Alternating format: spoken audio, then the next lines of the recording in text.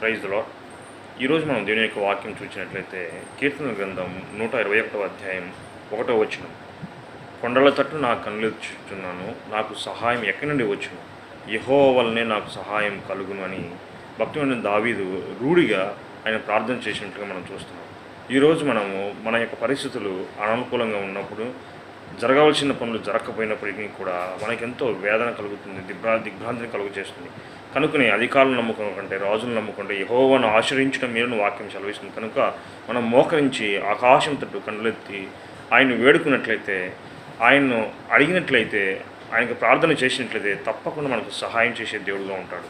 ఈనాడు ప్రతి ఒక్క మనిషిని కూడా తన సొంత బలం బట్టి, సొంత శక్తిని బట్టి, తనకున్న బలగాన్ని బట్టి కూడా గర్విస్తూ ఆయన చిత్తానుసారంగా అడక్క తన సొంత జ్ఞానం బట్టి వెళ్తున్నారు. కనుకనే పొందుకోవాల్సిన వాటిని పొందుకోలేకపోతున్నారు. ఫలితంగా ఎంతో నిరాశకు లోనవుతున్నారు. ఇప్పుడైనా మనం మోకరించి